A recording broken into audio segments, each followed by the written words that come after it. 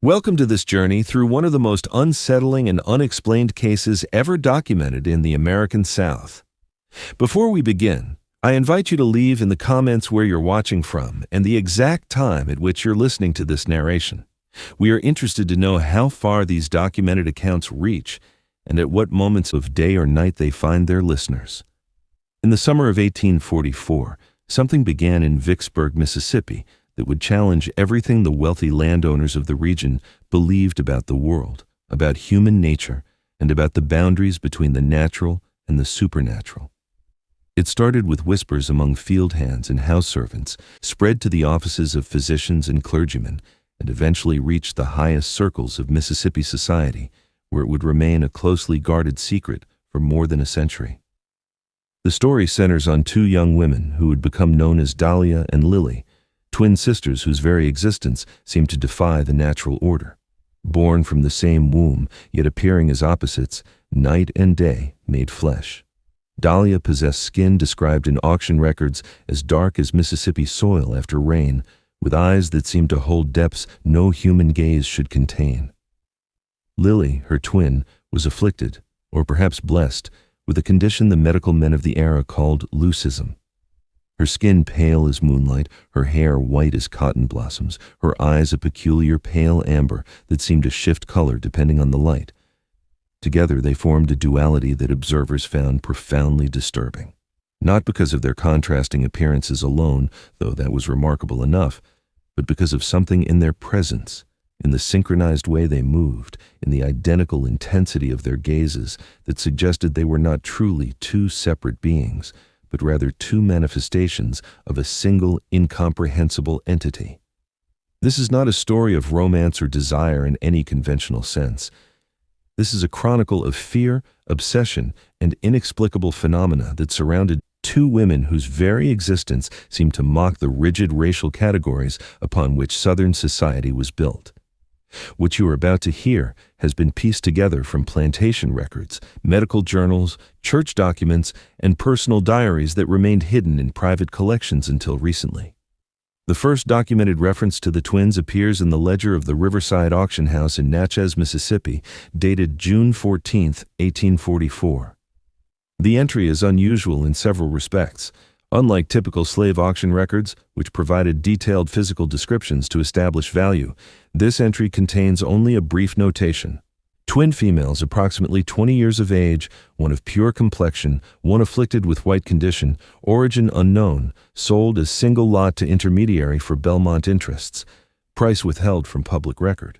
The selling price, when it was finally discovered in private Belmont family papers in 1967, was staggering, $18,000, at a time when a strong field hand might sell for $1,500, and even the most accomplished house servant rarely exceeded $3,000. What made these particular women worth such an extraordinary sum? Reverend Samuel Hutchins, a Methodist minister who happened to be in Natchez that June day, recorded his impressions in a journal that would not be made public until his great-granddaughter donated it to the Mississippi Historical Society in 1952. He wrote, "I have witnessed many unfortunate souls sold into bondage, a practice I find increasingly difficult to reconcile with Christian teaching. But today, I saw something that troubled me in an entirely different manner. The twin women on the block stood side by side holding hands, creating a visual contrast so stark it seemed almost supernatural. One dark as night, one pale as death itself. Yet their faces were identical in every feature. They did not weep or plead as so many do. They simply stood with a composure that seemed almost otherworldly and observed the crowd with eyes that appeared to see far more than they should. What disturbed me most was that they moved in perfect synchronization, as though connected by invisible threads. When one breathed, the other breathed. When one turned her head, the other mirrored the movement exactly." The Belmont family was among the most powerful in Mississippi. They controlled 3 massive plantations, totaling more than 15,000 acres, held significant political influence in both state and national Democratic Party circles, and maintained business connections throughout the South and into New York banking houses. Whatever motivated them to pay such an unprecedented sum for the twins, it was not a casual whim. Unlike every other enslaved person purchased by the Belmont interest that year, Dahlia and Lily were not sent to work in the cotton fields or even the main household staff. Instead, according to architectural records and servant testimonies collected decades later, they were housed in a specially prepared section of the Belmont mansion itself, in what had previously been a storage wing on the third floor, accessible only through a single locked corridor. This arrangement generated immediate speculation. Plantation owners simply did not house enslaved individuals within the family living quarters, except for the most trusted house servants, and even then only in designated servant areas. To dedicate an entire wing to two newly acquired people suggested either extraordinary favor or extraordinary caution. The truth, as later evidence would suggest, was the latter. The Belmont family was not indulging the twins. They were containing them. The first indication that something was profoundly wrong came in August 1844, barely 2 months after the twins' arrival. Dr. William Ashford, the family physician who maintained detailed records of all medical matters concerning the Belmont household, was summoned to examine injuries both sisters had sustained. His report, preserved in the archives of the Vicksburg Medical Society, contains observations that he clearly struggled to explain. I was called to attend to lacerations on the left forearms of both females, known as Dahlia and Lily. The wounds appeared identical in location, depth, and length, which was peculiar, given that they had supposedly been injured in separate incidents. More remarkable still, based on the initial report from Mrs. Belmont's housekeeper. The wounds were approximately 48 hours old.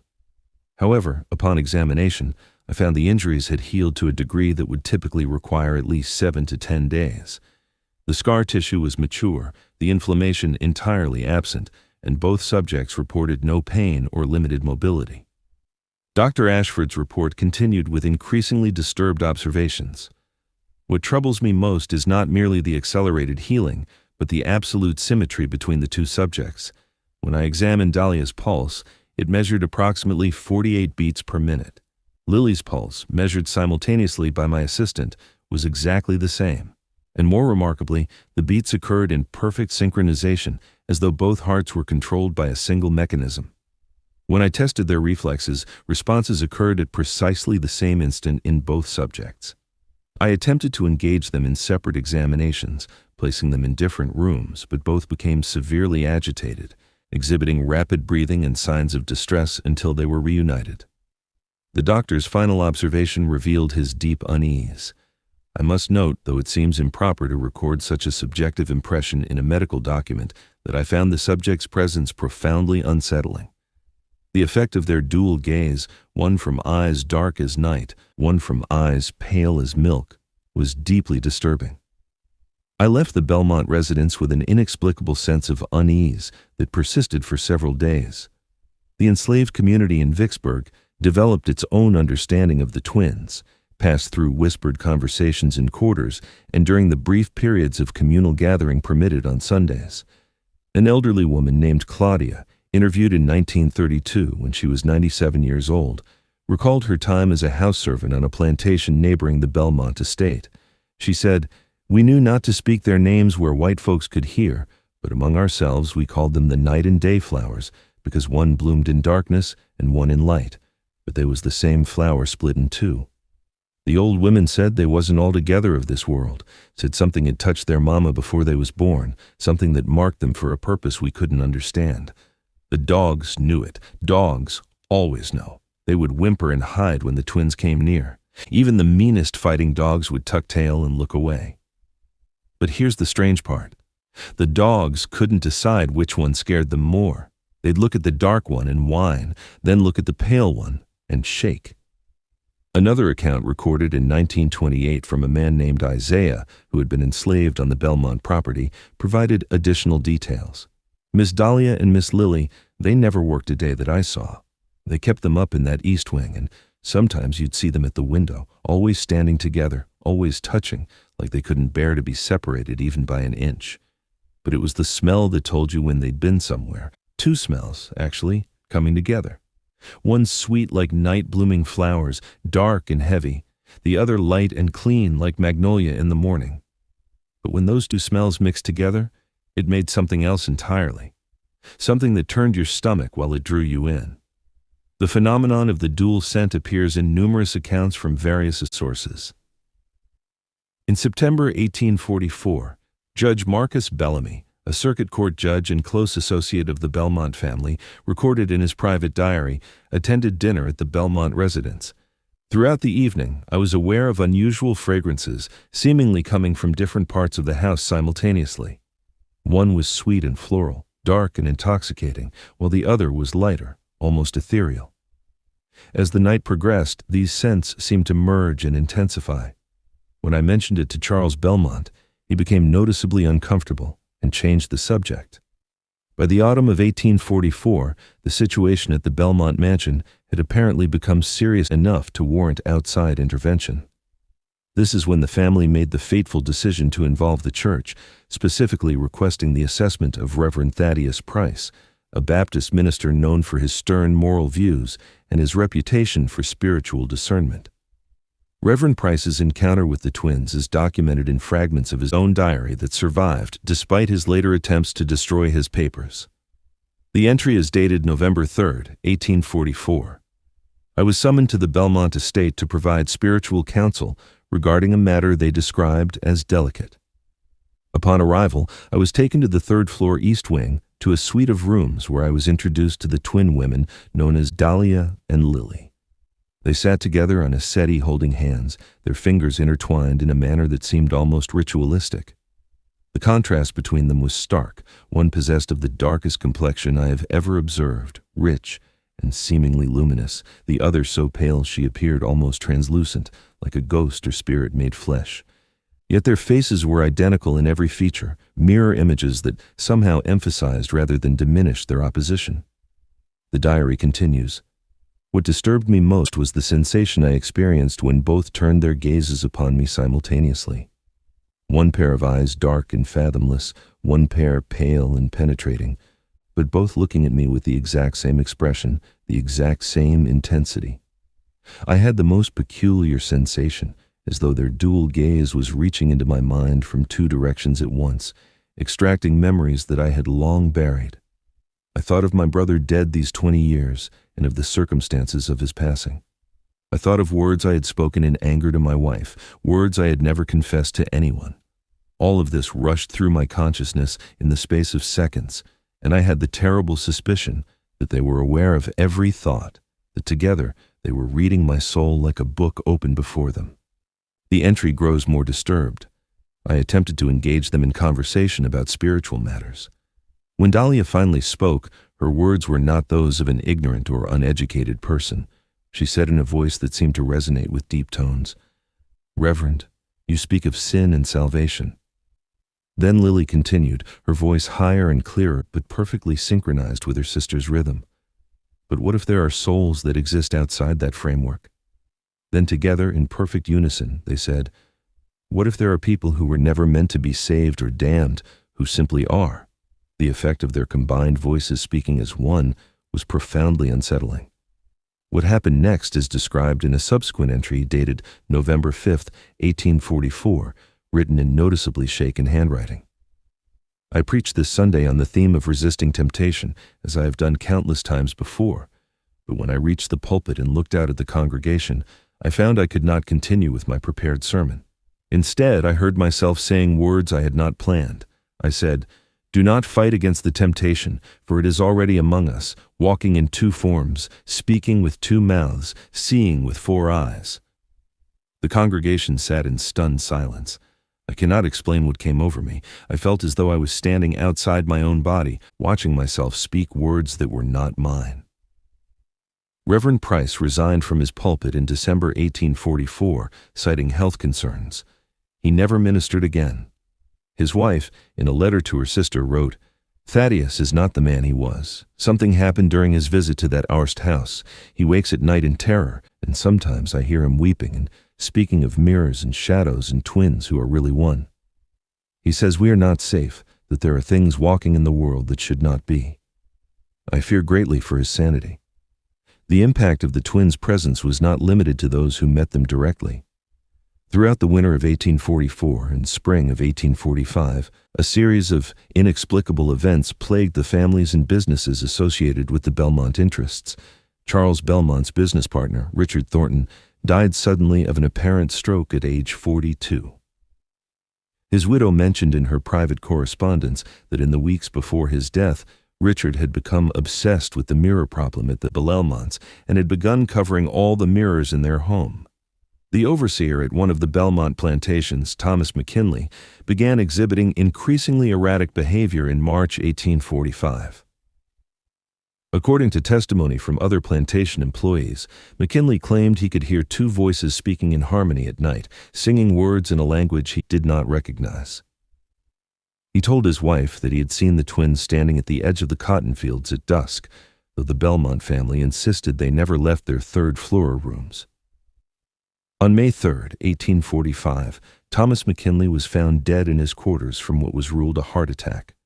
His final journal entry contained only a single sentence, written and rewritten dozens of times. "They are not two. They are not two. They are not two." Most disturbing was the case of James Belmont, Charles's younger brother, who managed the family's cotton gin operations. In April 1845, James became convinced that the twins were somehow responsible for a series of mechanical failures. He told his wife that he had seen them standing in the doorway of the facility one evening, and as he watched, they had stepped toward each other, and their silhouettes had overlapped, creating a shadow that was neither wholly dark nor wholly light. 2 weeks later, James Belmont was discovered in his office with his service pistol beside him, dead from a self-inflicted gunshot wound. He left no formal note, but on his desk was found a piece of paper with a crude drawing showing two female figures, one shaded dark, one left white, with an equal sign followed by a single figure that was half dark and half light. Below the drawing were the words, "God help us when they remember they are one." It was after James's death that the Belmont family made the decision to invite scientific examination of the twins. Dr. Adrian Raleigh was a physician from New Orleans with advanced medical training in European institutions. He was brought to Vicksburg in June 1845 under conditions of strict confidentiality, paid a substantial fee, and given unusual latitude to conduct examinations that would not have been permitted under normal circumstances. Dr. Raleigh's research journal, discovered in 1973 in a private collection in Louisiana, provides clinical details that read like something from a Gothic novel. His entry from June 28, 1845, describes an experiment with blood transfusion. "I have conducted a series of tests to determine whether there exists any physiological connection between the subjects beyond their obvious genetic relationship. When I drew blood from Dahlia and introduced it into Lily's system, not only was there no adverse reaction, but Lily's vital signs began to synchronize even more perfectly with Dahlia's than before. More remarkable still, when I reversed the procedure, the same synchronization occurred. It was as though each transfusion strengthened the connection between them." A subsequent entry reveals even more disturbing findings. When the subjects are separated by distance, even by a simple partition placed between them, so they cannot see or hear each other, both exhibit immediate and severe distress. Heart rates elevate dramatically, breathing becomes labored, and they begin to call out to each other in voices that seem to harmonize impossibly. But here is what truly defies explanation. Despite their obvious distress, their physiological responses remained in perfect synchronization. Their hearts beat in unison. Their breathing fell into identical patterns as though they remained connected by some mechanism science has yet to discover. Dr. Rowley's entries became increasingly troubled. On July 15, 1845, he wrote, "I have begun to question the wisdom of this investigation. More troubling are the dreams. For the past week, I have experienced vivid nightmares in which I see through 4 eyes simultaneously, 2 perspectives that somehow merge into a single vision that is more complete than ordinary sight. In these dreams, I am both Dahlia and Lily, experiencing the world from both viewpoints at once. And I understand with terrible clarity that they are not truly separate individuals, but rather 2 halves of a single consciousness that has been split between 2 bodies." An entry from August 1, 1845, reveals Rowley's growing fear. "I have conducted an experiment that I now deeply regret. I asked the subjects to attempt speaking simultaneously, saying different words. Dahlia said, "We are," while Lily said, "One soul." But their words overlapped in such a way that the sounds merged, and what I heard was a third phrase that neither had spoken individually, something that sounded like, "We are one soul divided." When I insisted they had said different things simultaneously, they smiled, and Dahlia said, "Perhaps you heard the truth that lies between our words." Lily completed the thought. "Perhaps you heard what we actually are rather than what we appear to be." The final entries in Rowley's journal reveal a man on the edge of psychological collapse. On August 18, 1845, he wrote, "This morning, while conducting routine examinations, I positioned myself so that Dahlia was to my left and Lily to my right, and for a brief moment I could see both simultaneously in my peripheral vision. In that moment, I perceived an overlay, a visual phenomenon where the two figures seemed to occupy the same space, one dark and one light, creating a composite image that was neither one nor the other, but something in between. When I shifted my gaze to look directly, the effect vanished. But I cannot shake the conviction that what I glimpsed in that peripheral moment was the truth." His final entry, dated August 20th, 1845, contains a desperate warning. "I am leaving Vicksburg immediately and will not return. The subjects are not what the Belmonts believe them to be. They are not merely twins with an unusually strong connection. They are fragments of something that was never meant to be divided, something that is actively seeking to become whole again. I strongly advise that they be kept separated at all times, that they never be allowed to touch for extended periods, and that under no circumstances should they be allowed to see their own reflections together in a single mirror. I have seen what happens when they stand before a mirror together. The reflection does not show two figures. It shows one." Dr. Adrian Rowley was found dead in a swamp outside Vicksburg 6 days later. His body showed no signs of violence or struggle. The official cause of death was listed as accidental drowning, though the medical examiner noted several peculiarities. The body had decomposed far more rapidly than would be expected. More bizarrely, the examiner noted that Roy's tongue had been removed. Most disturbing was a detail mentioned only in the examiner's private notes. Roy's eyes had changed color.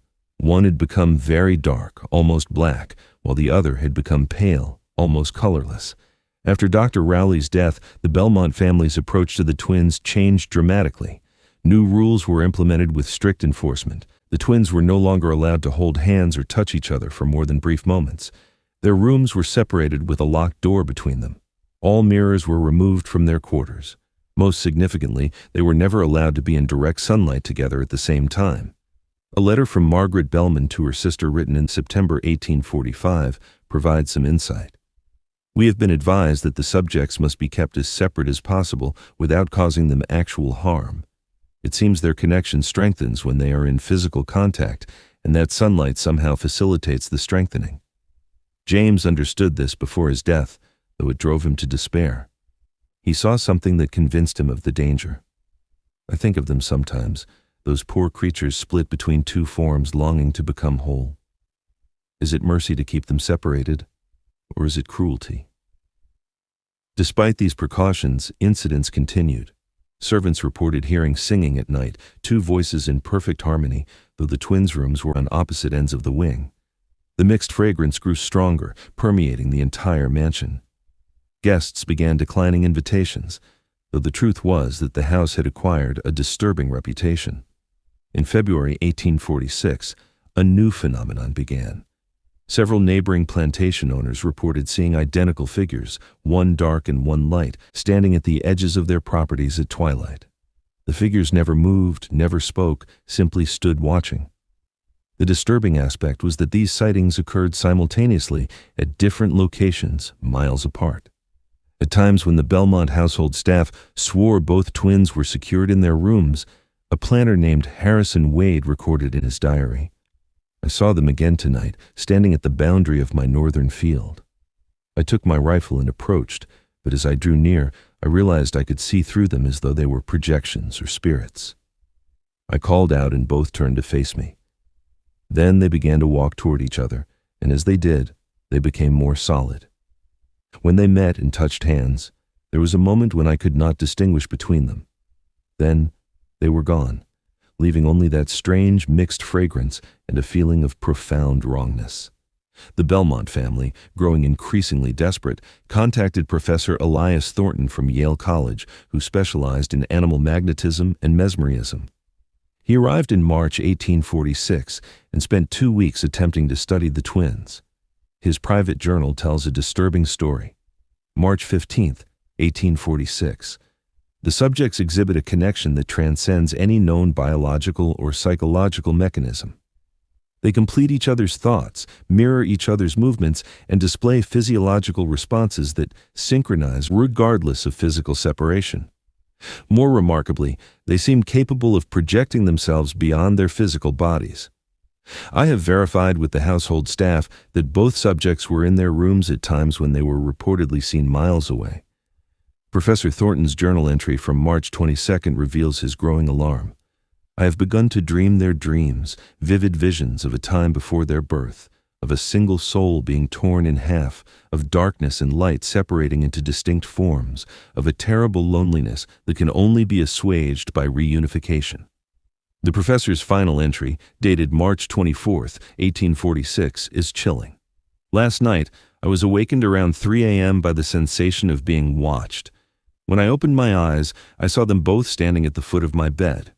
Though I knew this was impossible, as their rooms were locked, they were holding hands, and where their hands joined, the boundary between them seemed to blur.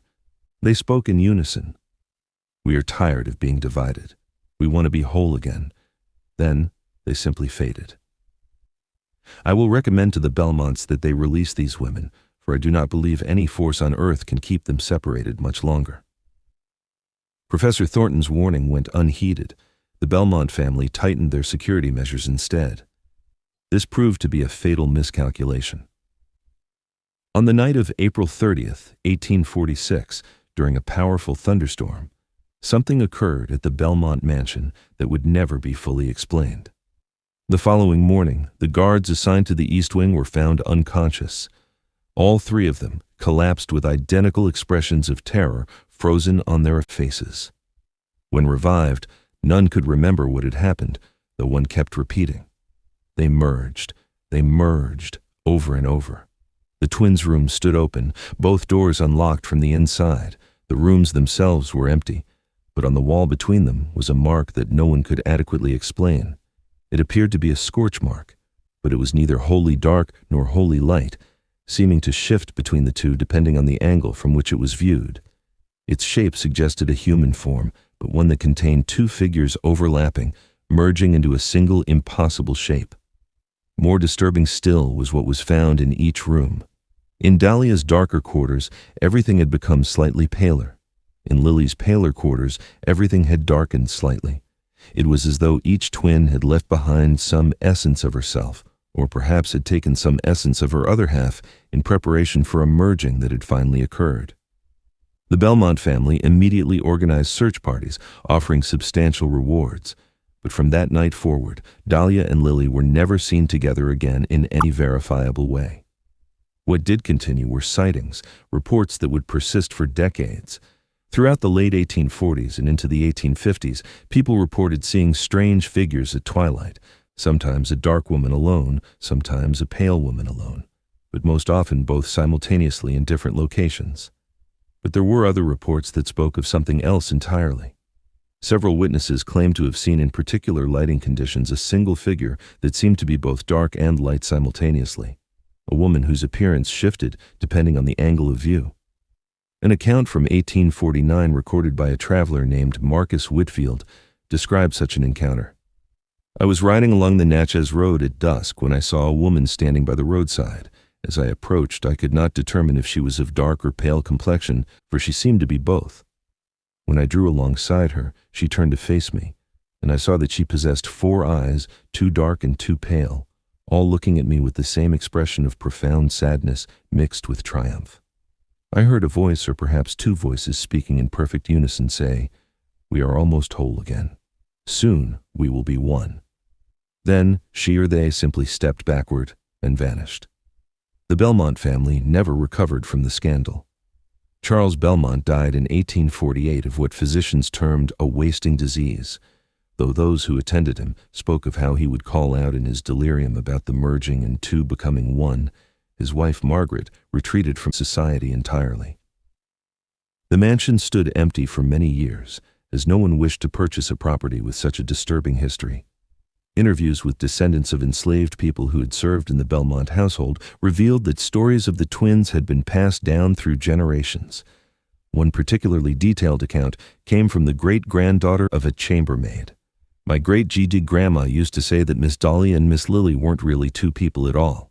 She said they were one soul that had been split when they were born, and that they spent every moment trying to get back together. She said on the night the twins escaped, there was a sound like thunder, but not quite, and a flash of light that was both dark and bright at the same time. After that, nobody ever saw two separate girls again. What they saw was one being that was both and neither. Something that existed between black and white, between separate and joined, between human and something else entirely." Throughout the remainder of the 19th century and into the 20th, reports continued. A farmer in 1867 reported seeing a woman who couldn't decide what color she was. A riverboat captain in 1889 described a figure that seemed to be two people overlapping. During a solar eclipse in 1918, multiple witnesses reported seeing a woman whose silhouette seemed to shift and change, darkening and lightening in rhythm with the eclipse itself. Most tellingly, the phenomenon of the dual fragrance continued to be reported, often preceding unusual events or appearing at sites where boundaries seemed thin. Crossroads, riverbanks, thresholds, mirrors, twilight hours. In 1923, an elderly woman named Delilah Johnson was interviewed by a graduate student. She made a statement that has become widely quoted. "People always ask what happened to those twin girls, but they're asking the wrong questions. Those girls didn't go nowhere. They finally got back together. They became what they were always meant to be, one soul in one body. Or maybe one soul that don't need a body no more. The white folks tried to keep them split apart because they were scared. Well, they did come together, and what happened is they became something we don't have a word for." In 1962, when the former Belmont mansion was scheduled for demolition, workers discovered that the east wing had been sealed shut with brick and mortar. When the wall was breached, the rooms remained almost pristine, but the scorch mark on the wall between the rooms remained visible, and workers reported that it seemed to move when viewed peripherally. Most significantly, when the rooms were cleared, workers discovered something hidden beneath the floorboards. A small wooden box containing two objects. One was a lock of black hair tied with a white ribbon. The other was a lock of white hair tied with a black ribbon. The hair had been intertwined so completely that it was impossible to separate the strands. When the box was opened, the dual fragrance filled the air so strongly that several workers had to leave. The hairlocks were donated to the Mississippi Historical Society. Attempts to analyze them using DNA technology yielded confusing results. The black hair and white hair showed genetic markers suggesting they came from a single individual, as though one person had produced two distinct types of hair. Scientists have been unable to explain this finding. Today, the story of Dahlia and Lily exists in that uncertain space between history and legend. The few academic historians who have studied the case propose various theories. Rare psychological conditions, exaggerated accounts, shared delusions. But these explanations fail to account for documented facts, multiple reliable witnesses, the physical evidence, the genetic anomaly, and continuing reports of encounters. Dr. Maria Reyes, who wrote her dissertation on the case in 2003, stated in her conclusion, "After years of research, I have come to accept that some aspects of this case will never be adequately explained within our current frameworks of understanding." What occurred in Vicksburg between 1844 and 1846 involved phenomena that we do not yet have the language or concepts to fully comprehend. They began as two. They strove to become one. And if the continuing reports are to be believed, they succeeded in achieving a state that is neither two nor one, but something else entirely. To this day, people in Mississippi claim to encounter what they call the Twilight Woman, or the Sister Soul. A figure seen at dusk or dawn at crossroads and thresholds. a being that seems to be both dark and light, both one and two. These accounts are easily dismissed as folklore. But then there is the scent. Multiple people, many with no knowledge of the historical case, report encountering a strange mixed fragrance, dark, heavy flowers combined with light, ethereal blossoms. And those who encountered this fragrance sometimes report a feeling of presence, a sense of being observed by four eyes, too dark and too pale, of being seen from two perspectives simultaneously. Perhaps the final word belongs to an anonymous entry in the Mississippi Historical Society's archive guest book, written in 2015. I came here to research my family history and happened upon the Dahlia and Lily files by accident. As the sun set, I swear I smelled flowers, two types blending together. When I looked up, I saw reflected in the window glass a figure standing behind me. But when I turned, no one was there. Yet in the reflection, I could still see her or them, one form that seemed to contain two, looking at me with eyes both dark and light. I heard, or perhaps felt, words. We are still here, still together, still one and two and neither. We are what happens when the divided finally merges. Then the reflection faded, leaving only the mixed scent of flowers. And so, the story of the most seductive enslaved twins in Mississippi history ends, or perhaps does not end, but continues in a different form, transformed from documented history into persistent mystery. Something extraordinary occurred in Vicksburg in the 1840s, something that still echoes through the region in whispers and scents and strange sightings. On humid nights in Mississippi, when the air is thick and the boundary between day and night seems uncertain, some people still report encountering that mixed fragrance of dark and light flowers.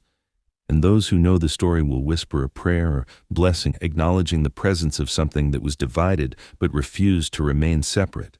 Something that fought its way back to wholeness, something that exists now in that liminal space between one and two, between present and absent, between the natural and the supernatural.